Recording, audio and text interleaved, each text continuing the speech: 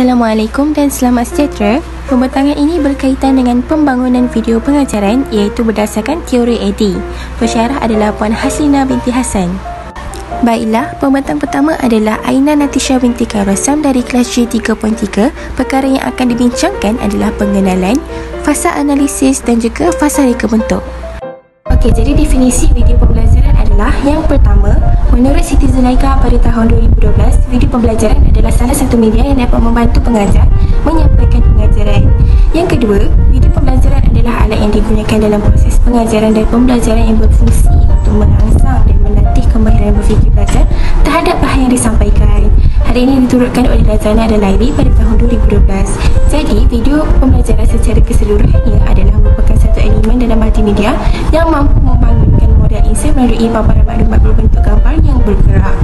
Antara kelebihan-kelebihan video pembelajaran adalah sesi pembelajaran lebih menarik dan berkesan, menjimatkan masa dan tenaga, serta meningkatkan kualiti hasil pembelajaran. Model AD diasaskan oleh Alison Rosset pada tahun 1987. Model AD ini dikenali dengan reka bentuk proses generik yang perlu diubah sesuai sebelum dapat digunakan. Model ini juga merupakan garis panduan ke arah pembinaan perisian dan bahan pengajaran dan pembelajaran berdasarkan keperluan. Selain itu, model AD merupakan sebuah model yang menghasilkan rancangan pengajaran dan bahan pembelajaran agar penyampaian sesuatu pengajaran itu menjadi lebih efektif dan efisien. Mereka merupakan 5 fasa yang terdapat di dalam model AD, iaitu A untuk analisis, D untuk design ataupun reka bentuk, D yang kedua iaitu development ataupun pembangunan, I untuk implementation iaitu pelaksanaan, dan E untuk evaluation iaitu penilaian. Okey, untuk fasa analisis, pertama sekali, ia berfungsi untuk memastikan reka bentuk pengajaran bersistem yang dihasilkan menepati ataupun memenuhi kehendak pengguna yang sebenarnya. Jadi langkah pertama adalah kita perlu mengenal pasti masalah, punca masalah tersebut dan kaedah mengatasinya. Jadi masalah yang dikenal pasti adalah pengajaran, tunjuk cara ataupun demonstrasi untuk pengajaran masakan rimba sukar dilaksanakan.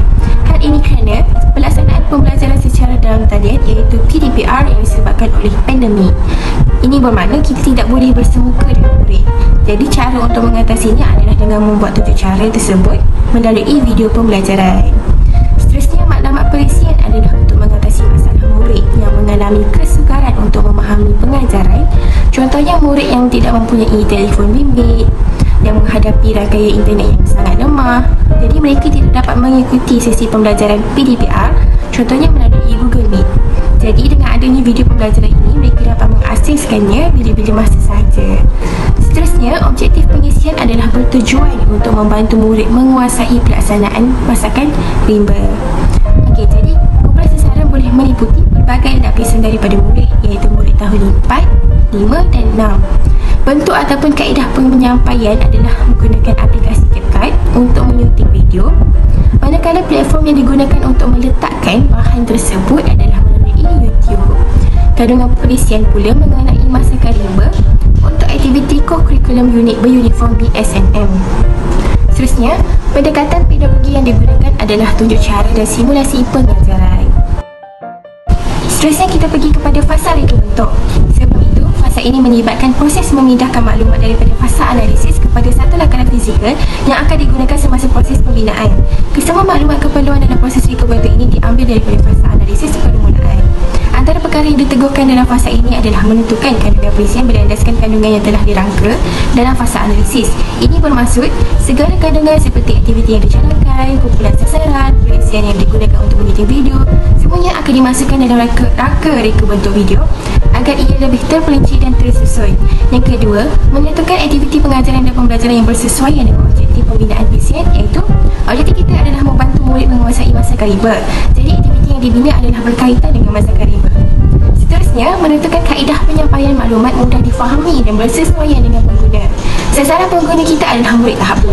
Jadi kita perlulah menggunakan elemen-elemen multimedia untuk menjadikan video kita lebih menarik dan efektif. Selain itu, kita juga menitik beratkan pergerakan kamera agar resolusi dan imej dalam video dapat dilihat dengan jelas.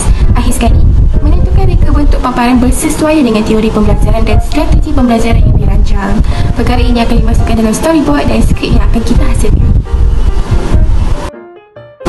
Jadi, terdapat penggunaan elemen multimedia yang dititik beratkan dalam pembangunan video, lebih-lebih lagi apabila sasaran pengguna kita adalah dalam Animasi. Animasi merupakan paparan imej dua dimensi yang menghasilkan ilusi gerakan. Ini dapat menarik perhatian murid.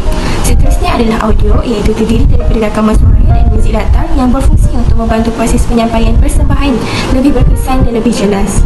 Yang ketiga adalah penerapan video yang sangat penting kerana ia membawa unsur realistik dan keadaan sebenar kepada pengguna. Kemudian, grafik dan ilustrasi pula berupaya untuk menjadi pemudah cara kepada pengguna, contohnya melalui peta anting, peta minda, dan ia juga lebih menarik dan mudah difahami.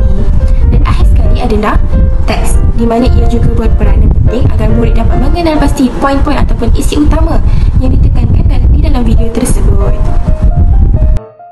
Berikut merupakan kamera movement ataupun pergerakan kamera sepanjang merakam video ini. Pergerakan kamera turut memberi impak kepada pembangunan video pembelajaran kerana ia dapat menunjukkan sesuatu gambaran keadaan sebenar dan dengan lebih jelas. Pergerakan kamera yang digunakan yang pertama adalah eye shot level. Ia memberi gambaran sebenar kepada pengguna. Yang kedua adalah medium shot. Yang ketiga adalah close up untuk pengguna melihat objek dengan lebih jelas. Seterusnya adalah full shot yang memaparkan keseluruhan tubuh badan karakter di dalam video. Kemudian adalah big close up untuk memberi peneguhan terhadap objek yang ditunjukkan. Zooming juga berperanan untuk memberi peneguhan, tetapi ia dimulakan dengan jauh, daripada jauh ke dekat.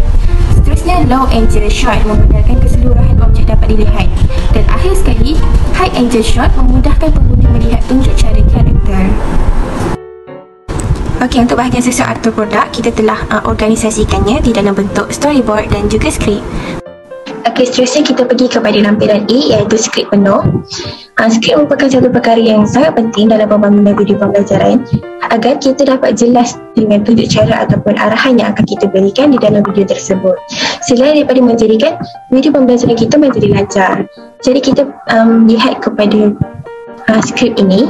Pertama sekali saya menyatakan pendahuluan di mana saya menyatakan kata sapaan, kemudian memperkenalkan diri sendiri dan menyatakan isi kandungan di dalam video tersebut.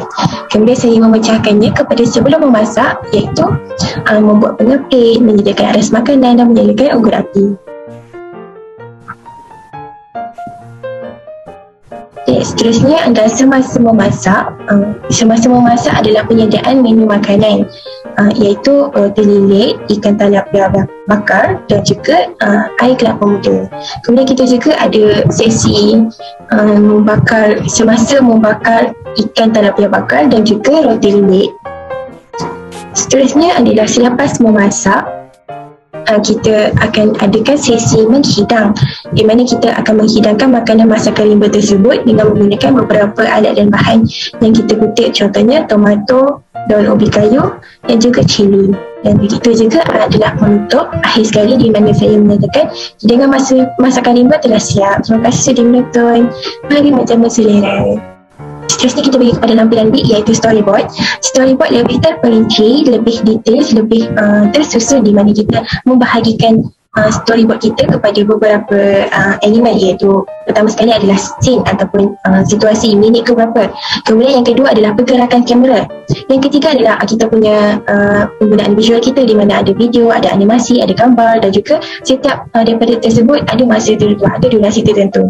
Begitu juga untuk yang keempat, di mana skrip dimasukkan di dalam suara latar. Kemudian kita ada juga audio effect dan juga catatan. Okey, contohnya yang pertama adalah pendahuluan. Pendahuluan bermula daripada masa kosong hingga saat ke-10. Di sini saya menggunakan pergerakan kamera low angle. Kemudian saya juga masukkan logo IPC Kampus Ilmu Khas, kemudian ada teks, ada gambar muka saya sendiri. Kemudian saya catatkan berapa durasi tersebut. Kemudian saya catatkan skrip sama seperti skrip penuh tadi supaya ia nampak lebih tersusun dan sistematik jika serasi. Kemudian kita ada juga audio effect, di mana saya masukkan muzik latar untuk membangkitkan mood sepanjang pengguna menonton video tersebut. Catatannya ini adalah section pengenalan diri. Okey, seterusnya saya juga ada catatkan animasi yang terdapat yang telah saya masukkan, iaitu efek fade in pada gambar, efek wave in pada text title, efek faded white in and out pada text subtitle. Jadi itulah cara saya menyusun ataupun saya susun aturkan kandungan-kandungan storyboard ini. Kemudian sama juga seperti scene lain di mana terdapat pengenalan topik video. Kemudian terdapat juga scene yang kedua, iaitu membuat pengepit. Scene yang ketiga menyediakan alas makanan. Scene yang keempat menyediakan unggun api. Scene yang kelima menyediakan roti lilit. Scene yang keenam saya menyediakan ikan talam berbakar. Scene yang ketujuh ini adalah proses membakar, iaitu semasa memasak. Scene yang ke-8 membuat air kelapa muda. Scene yang ke-9 cara-cara untuk menghidang, iaitu membuka pengikat pada penyapi ikan, keluarkan ikan. Begitu juga dengan scene 10 di mana kita menghias makanan masakan limba kita. Dan akhir sekali adalah penutup. Seterusnya kita akan beralih kepada pembentang yang kedua, iaitu Nur Alia binti Zulkifli. Assalamualaikum dan selamat sejahtera kepada Puan Haslina. Jadi saya Nur Alia binti Zulkifli sebagai pembentang yang kedua akan menyambung pembentangan yang akan membincangkan berkaitan dengan fasa pembangunan dan impak video terhadap proses pengajaran dan pembelajaran. Jadi saya akan menerangkan berkaitan dengan tujuan fasa pembangunan ini terlebih dahulu. Jadi tujuan fasa pembangunan adalah bagi menghasilkan rancangan pengajaran dan bahan pembelajaran yang berkesan pada murid. Projek yang kami hasilkan ini mengandungi beberapa elemen teknologi, iaitu beberapa keping gambar, video, audio dan elemen lain bagi memastikan proses pengajaran dan pembelajaran yang berkesan dapat berlaku dengan baik setelah diuji beberapa kali. Projek yang kami hasilkan ini juga menggunakan elemen dan teknologi yang terpilih berdasarkan keperluan. Jadi permulaan projek ini kami akan dimulakan dengan menu masakan limba terlebih dahulu bagi murid mengetahui apa yang akan dimasak sepanjang video tersebut. Dan setiap pembangunan akan sentiasa diuji agar ia konsisten dan dapat beroperasi dengan berkesan. Jadi, sebelum saya menerangkan berkaitan dengan langkah-langkah untuk menghasilkan video tersebut, saya akan menerangkan apa yang perlu dibuat sebelum memulakan proses mengunting video. Jadi, yang pertama, kita hendaklah menyusun terlebih dahulu bahagian klip pendahuluan, proses penyediaan, cara memasak dan kekemasan hidangan mengikut storyboard yang telah dihasilkan. Yang kedua adalah dengan mengenal pasti elemen font text, transisi, gambar masakan limba, video yang telah dirakam dan latar lagu yang hendak digunakan dalam video yang akan dihasilkan terlebih dahulu. Okay, jadi terdapat beberapa elemen teknologi yang telah kami pilih bagi menghasilkan video masakan limba tersebut. Okay, yang pertama adalah elemen gambar, teks, audio, transisi, video dan animasi yang akan diaplikasikan.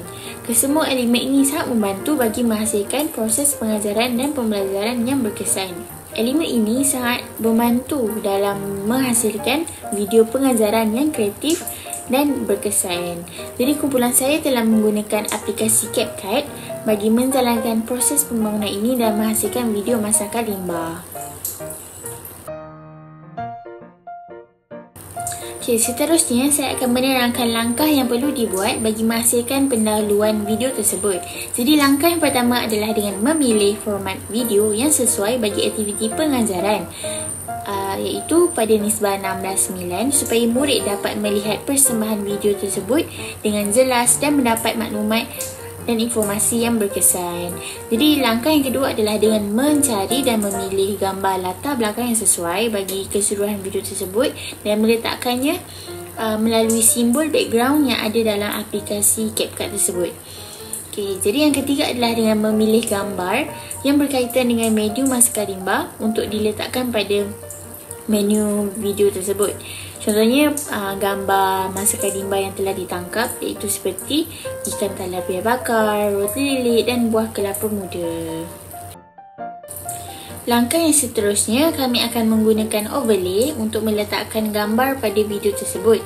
Okay, simbol overlay ini adalah bertujuan untuk meletakkan gambar secara bertindih mengikut kesesuaian dan kreativiti penyunting. Caranya adalah dengan menekan simbol add overlay dan susun gambar menu masakan limba tersebut mengikut susunan anda. Jadi langkah yang kelima adalah dengan menggunakan elemen animasi pada gambar. Penyunting telah menggunakan elemen ini bagi menjadikan video masakan limba tersebut menjadi lebih menarik. Animasi bergerak pada gambar tersebut boleh diaplikasikan dengan menekan simbol animation, in dan memilih efek puzzle. Okay, hasilnya akan terjadilah seperti video yang telah ditunjukkan ini. jadi langkah seterusnya adalah dengan menggunakan elemen teks. Tekan simbol T iaitu teks dan taip perkataan atau ayat sebagai message yang anda ingin sampaikan seperti menu masakan rimba dan sebagainya. Jadi yang ketujuh, untuk menjadikan video anda lebih menarik, anda boleh meletakkan animasi bergerak pada teks dengan menekan simbol animation, kemudian faded white pada title dan animation wave pada heading text.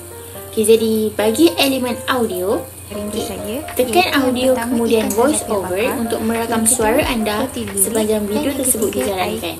Hal tersebut adalah bagi menyampaikan message mengikut skrip penuh yang telah anda hasilkan. Jadi untuk menjadikan video lebih menarik juga serta mewujudkan suasana yang ceria dan seronok, anda juga boleh meletakkan elemen lagu pada audio dari awal video sehingga selesai. Caranya adalah dengan menekan simbol extracted dan pilih lagu yang sesuai untuk diletakkan dalam video tersebut yang telah anda buat turun.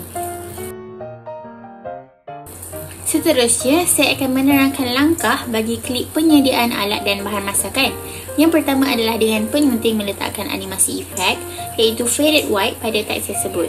Bukan itu saja, malah meletakkan juga animasi efek iaitu wave in pada perkataan buat penyepit, menyediakan alas makanan dan menyalakan unggun api. Yang ketiga adalah seperti yang dilihat, penyunting telah meletakkan overlay gambar kreator yang sedang menyediakan alat dan bahan masakan serta meletakkan animasi pada gambar tersebut iaitu dengan menekan simbol animation dan memilih efek yang anda suka iaitu efek puzzle.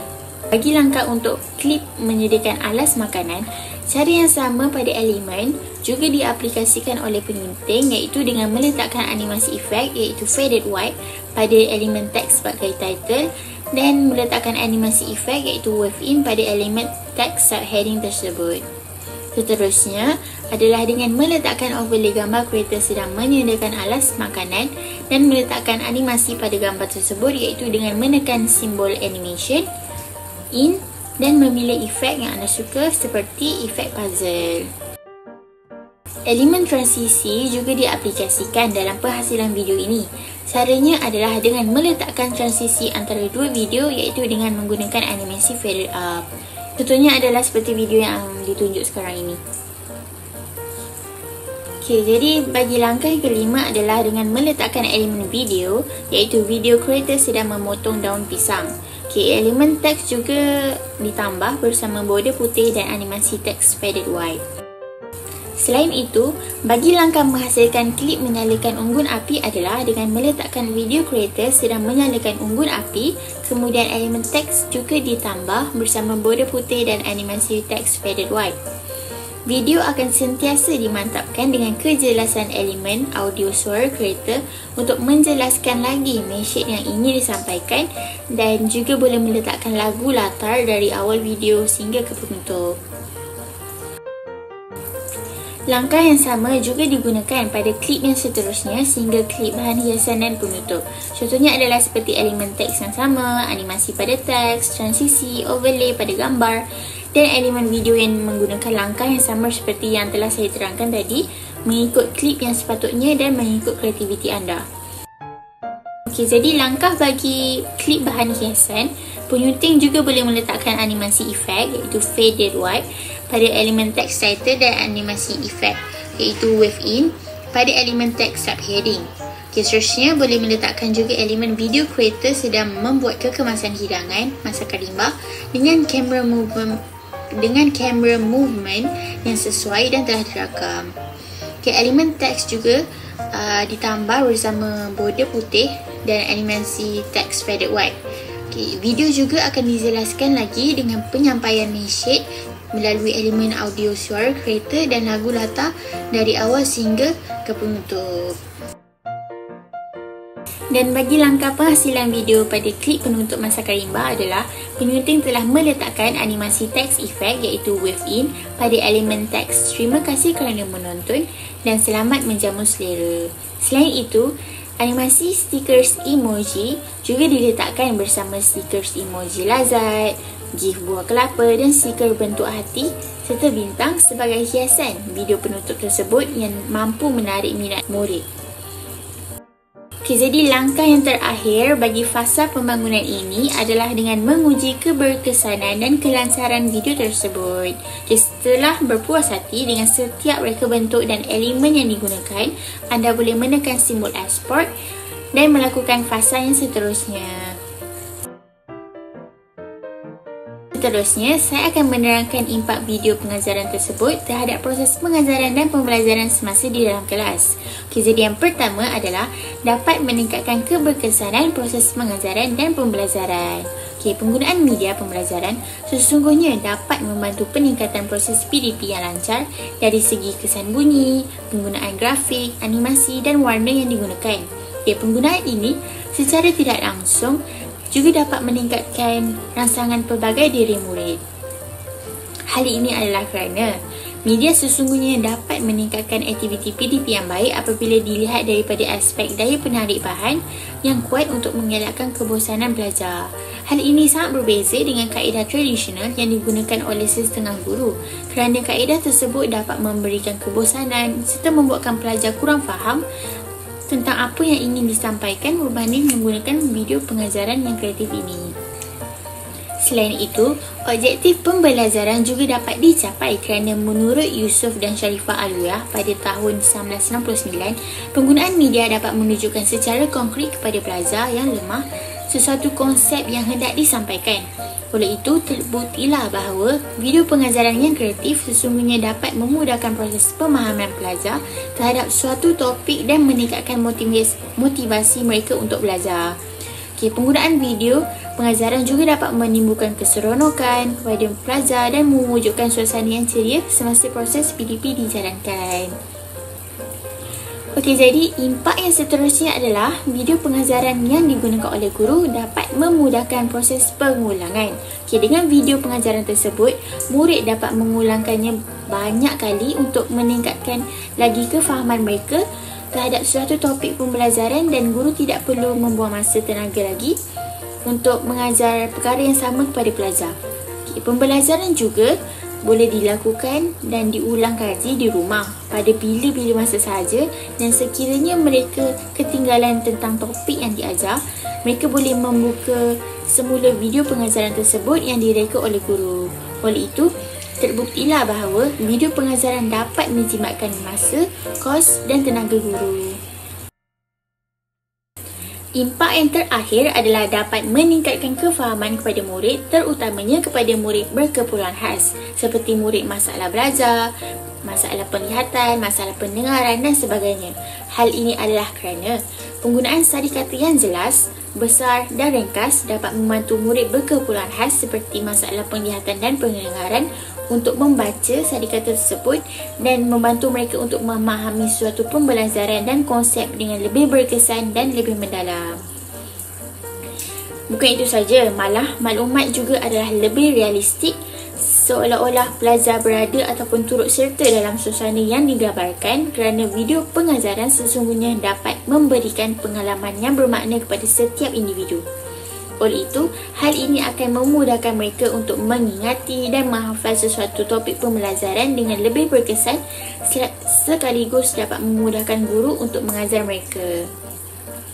Bukan itu saja, malah suara yang jelas iaitu elemen audio yang digunakan pada video pengajaran juga dapat membantu pelajar berkeperluan khas seperti masalah pendengaran untuk memahami isi kandungan dan maklumat dengan tepat dan lancar.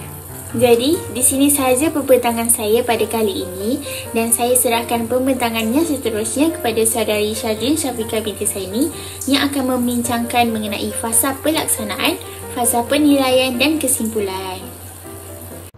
Assalamualaikum warahmatullahi wabarakatuh dan selamat sejahtera.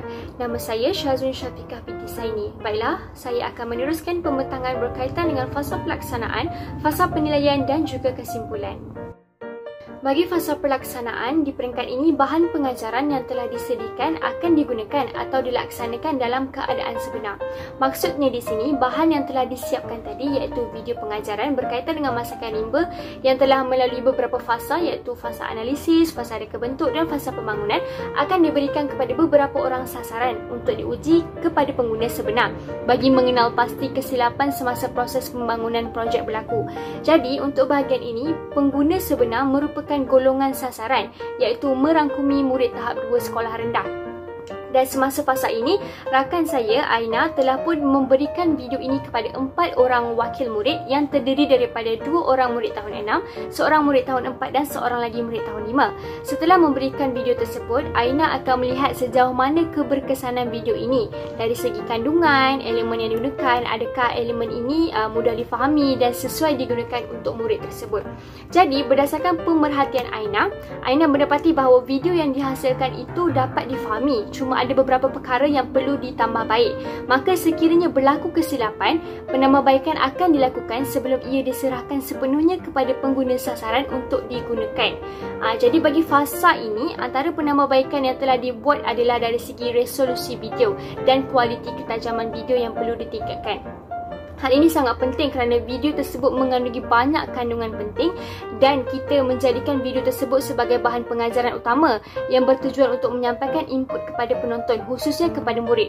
Jadi sekiranya video tersebut tidak jelas, kurang kualiti dari segi ketajaman ataupun kabur, maka penonton tidak dapat lihat dengan jelas dan mungkin akan mengganggu kandungan ataupun input sebenar yang hendak disampaikan dalam video tersebut. Selain itu, Aina juga telah membuat penambahbaikan lain seperti memasukkan elemen menarik yang sesuai untuk murid tahap 2 sekolah rendah. Contohnya dari segi jenis teks, iaitu perlulah menarik, dalam masa yang sama mudah dibaca dan sesuai untuk peringkat umur golongan sasaran lah. Kemudian dari segi animasi teks, contohnya pergerakan teks keluar dan masuk, pastikan ianya tidak bertindih dengan teks lain ataupun pergerakannya terlalu laju menyebabkan penonton tidak sempat membaca teks tersebut. Seterusnya adalah warna teks tersebut perlulah menarik dan tidak keterlaluan atau mengganggu kandungan video. Contoh lain adalah teks tersebut perlulah kontra warnanya supaya dapat dilihat dan dibaca dengan jelas. Dan akhir sekali berkaitan dengan transisi gambar ataupun kesan pertukaran setiap scene dalam video. Contohnya fade in, fade out, zoom dan sebagainya. Kerana elemen ini sangat penting, lebih-lebih lagi untuk murid sekolah rendah kerana ini merupakan salah satu daya tarikan yang dapat menarik minat murid untuk menonton video ini dari awal hingga akhir tanpa rasa bosan dan mendapat maklumat daripada video tersebut. Baiklah, fasa seterusnya adalah fasa penilaian. Fasa ini terbahagi kepada dua iaitu penilaian sumatif dan penilaian formatif. Jadi saya akan terangkan penilaian sumatif terlebih dahulu iaitu penilaian yang hanya melibatkan reka bentuk pengujian yang spesifik sahaja yang memerlukan maklum balas daripada pengguna seperti isi kandungan, strategi dan elemen multimedia melalui kaedah temu bual, soal selidik, penyediaan dan pengujian. Jadi penilaian sumatif ini biasanya berlaku di peringkat akhir sesuatu projek penghasilan bahan pengajaran yang telah diselesaikan. Bagi fasa penilaian bahagian sumatif ini, Aina telah pun mengambil inisiatif untuk menilai keberkesanan video melalui soal selidik yang ditayangkan menggunakan platform Google Form, di mana Aina telah memberikan borang maklum balas tersebut kepada 13 orang responden secara atas talian, iaitu dalam kalangan warga pendidik ataupun guru sekolah rendah. Dan soalan yang ditanyakan adalah melibatkan beberapa aspek penilaian seperti kandungan, adakah selaras dengan tema masakan rimba, kualiti imej video, latar suara, tulisan, animasi, durasi dan kesan animasi munasabah ataupun tidak, serta carangan penambahbaikan yang diberikan oleh para responden tersebut. Baiklah, jadi yang pertama kita akan melihat peratusan dan bilangan yang diberikan oleh responden berkaitan dengan penilaian video berdasarkan beberapa aspek penilaian, iaitu pertama berkaitan dengan adakah video ini mempamerkan tema masakan rimba dan isi penting dengan padat, ringkas dan mudah difahami.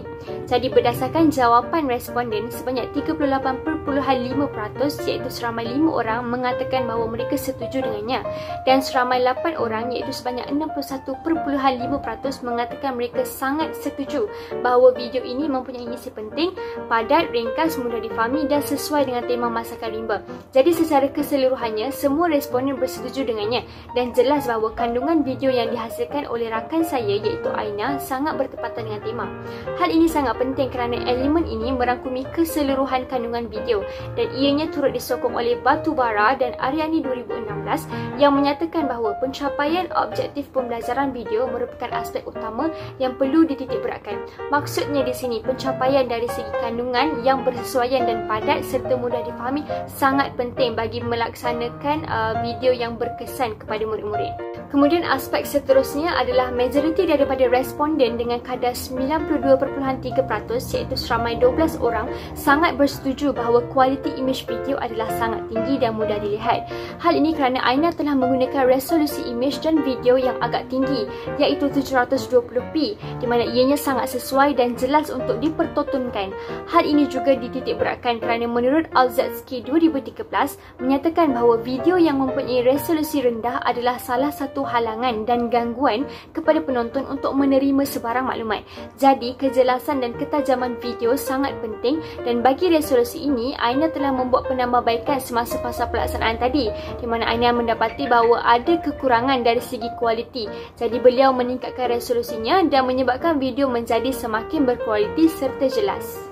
Aspek selanjutnya adalah berkaitan dengan adakah latar suara jelas didengar dan mempunyai nada yang menarik. Jadi pada bahagian ini, seramai 4 orang responden sangat bersetuju dengannya. Kemudian 7 orang lagi hanya bersetuju dan seorang tidak pasti, bahkan ada juga seorang responden yang tidak setuju dengannya. Hal ini mungkin kerana kelantangan suara Aina yang kurang jelas atau kuat menyebabkan ada responden yang ragu dengan kenyataan ini. Jadi seharusnya dalam penghasilan video, nada suara dan kelantangan perlu kuat dan jelas serta mempelbagaikan intonasi supaya isi pelajaran dapat disampaikan dengan menarik dan berkesan. Hal ini selaras dengan pendapat Kamarul Azmi 2012 iaitu guru yang terlalu lemah lembut dan mempunyai nada suara yang sama atau mendatar akan menyebabkan murid berasa bosan. Kemudian kita lihat pula dari aspek adakah warna tulisan, saiz tulisan dan animasi yang digunakan adalah sesuai dan menarik perhatian. Jadi bagi aspek ini, majoriti responden sangat bersetuju dengan kenyataan ini. Hal ini juga penting kerana menurut Jaafar 2018, penggunaan grafik, warna, animasi serta ilustrasi mestilah sesuai dan menarik. Saya juga sangat bersetuju kerana elemen ini adalah menjadi tunjang utama ataupun sebab untuk murid kekal menonton video dari awal hingga akhir kerana ianya menarik. Kemudian dari segi durasi dan kesan khas atau transisi antara scene adalah munasabah.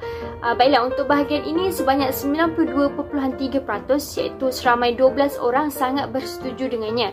Kerana video yang dihasilkan adalah tidak terlalu lama iaitu dengan durasi selama 6 minit 33 saat dan sangat sesuai untuk kognitif murid bagi mentafsir input di dalam video tersebut. Hal ini turut disokong oleh Juo 2014 yang berpendapat bahawa berdasarkan kajian, beliau mendapati pelajar dapat menumpukan perhatian dan melibatkan diri bagi tontonan video pembelajaran yang mempunyai masa kurang daripada 6 minit. Oleh itu, penggunaan bilangan video dalam satu sesi pengajaran haruslah dihadkan dan ini juga disokong oleh Kostudioju Ju 2016. Seterusnya, untuk bahagian sari kata yang mudah difahami, dibaca dan tidak mengganggu scene berada pada tahap peratusan sederhana kerana seramai 2 orang responden tidak pasti dengan kenyataan itu. Bahkan ada juga seorang responden yang kurang setuju dengannya. Mungkin disebabkan suara dan sari kata yang tidak jelas. Oleh itu, pemilihan kedudukan teks dan kandungan video harus bertepatan dengan tema dan sesuai untuk diaplikasikan supaya matlamat pembelajaran dapat dicapai kerana menurut Anirah Sulaiman 2013, sari kata atau teks dapat memberi gambaran idea atau isi penting dalam video. Jadi sari kata ini sebenarnya memang sangat penting dalam kandungan video tersebut. Kemudian pada bahagian muzik pula, muzik latar yang digunakan memberi impak yang tinggi dan menambahkan mood sepanjang video. Juga berada pada peringkat sederhana kerana seramai 4 orang responden yang tidak pasti, bahkan ada seorang responden kurang bersetuju dengan kenyataan itu. Hal ini menunjukkan bahawa Aina perlu menambah baik dari segi pemilihan lagu yang lebih sesuai, seperti menggunakan lagu yang lebih rancak kerana menurut Ibrahim 2019, beliau menyatakan bahawa elemen audio yang rancak mampu menimbulkan suasana yang lebih menarik dan akan menghasilkan tumpuan yang lebih terhadap persembahan tersebut. Baiklah, kita teruskan lagi dengan cadangan penambahbaikan yang diberikan oleh responden. Terdapat beberapa aspek yang perlu ditambah baik dan contohnya dari segi menambah kesan bunyi yang lebih menarik, penggunaan warna yang pelbagai, meletakkan gambar latar belakang yang ceria dan sesuai untuk memancing semangat murid serta mampu menarik perhatian mereka. Kerana menurut Gombawa 2019, elemen-elemen menarik dalam video seperti suara, pergerakan, warna ternyata dapat meningkatkan pemahaman pelajar menerusi bahan pembelajaran dan itu jelas menunjukkan bahawa perkara-perkara itu sangat penting. Dan akhir sekali adalah mewujudkan intonasi suara yang pelbagai dan menarik. Contohnya dari segi suara latar perlu dikuatkan dan lagu latar perlu sesuai supaya dapat meningkatkan mood pembelajaran. Kerana berdasarkan Aziz 2018, audio memberikan daya tarikan dan suasana yang harmoni serta bersifat santai dan latar belakang suara atau audio juga perlu jelas supaya mudah difahami dan dapat membantu murid MBK untuk mempelajari sesuatu menerusi video pembelajaran supaya maklumat dapat disampaikan dengan berkesan. Seterusnya adalah penilaian formatif iaitu merangkumi setiap fasa dalam proses model ADI. Penilaian formatif seharusnya dilakukan terhadap semua peringkat untuk memastikan keberkesanannya. Contohnya dari segi fasa analisis tadi, kita dapat lihat bahawa dalam fasa analisis kita dapat mengenal pasti masalah, punca, kaedah, matlamat, objektif dan kumpulan sasaran serta bentuk penyampaian, kandungan dan pendekatan. Dan kemudian fasa reka bentuk pula yang terdiri daripada kandungan, aktiviti PDP, kaedah penyampaian, reka bentuk paparan yang sesuai dan merangkumi storyboard serta skrip, serta penentuan elemen multimedia seperti animasi, audio, video, ilustrasi, grafik, teks dan juga camera movement yang terdiri daripada eye level shot, medium shot, close up dan full shot. Seterusnya dari aspek fasa pembangunan pula yang merangkumi susunan, penggunaan, pengaplikasian elemen multimedia seperti transisi gambar ke video, animasi teks dan juga audio. Kemudian cara suntingan yang dimulakan dengan pengumpulan semua bahan yang terpilih, bagaimana kita membentuk intro video tersebut, susunan gambar latar belakang, susunan video setiap scene, teks, animasi, suara latar dan juga muzik. Kemudian untuk fasa pelaksanaan pula, seperti yang saya terangkan tadi, ia melibatkan sasaran pengguna untuk melihat keberkesanan dan kesesuaian sebelum video dikongsi sepenuhnya kepada pengguna lain. Seperti tadi yang kita lihat, contohnya Aina melakukan sasaran ini kepada 4 orang murid tadi untuk melihat sejauh mana keberkesanan, adakah mereka faham ataupun tidak, ada tak kekurangan di mana-mana untuk ditambah baik sebelum di-sharekan ataupun sebelum dikongsikan kepada halayak ramai ataupun umum. Kemudian untuk fasa penilaian iaitu fasa terakhir, melibatkan respon dari borang penilaian soal cerdik. Contohnya seperti kita menggunakan platform Google Form tadi yang melibatkan 13 responden dan sangat membantu dalam membina video yang lebih berkesan dan berkualiti dari pelbagai aspek untuk masa yang akan datang. Kesimpulannya, model ADI ini sesuai diaplikasikan kerana ia membantu dalam memberi garis panduan ke arah pembinaan perisian dan bahan PDP berdasarkan keperluan. Penggunaan video sebagai media pengajaran juga sangat sesuai kerana menurut Gombawa 2019, elemen yang terdapat dalam video seperti suara, pergerakan, warna dan landscape yang berbeza meningkatkan kebolehan pelajar untuk mendapatkan input menerusi medium yang menarik. Menurut Gary 2016 pula, video juga dapat memaparkan interaktiviti serta membolehkan pelajar menonton pada bila-bila masa berdasarkan keperluan pembelajaran. Brown 2020 turut menyokong dan berpendapat bahawa video mudah diterima oleh pelajar dapat memberikan stimulus kepada aktiviti pembelajaran, memberikan informasi yang lebih banyak, mudah difahami dan memberikan pengalaman kepada pelajar. Jelaslah bahawa penggunaan video dalam pembelajaran dianggap efektif dalam meningkatkan motivasi pelajar dan ianya juga disokong oleh Park dan Jung 2016. Berikut merupakan senarai sumber rujukan yang telah kami rujuk sepanjang penghasilan tugasan pada kali ini.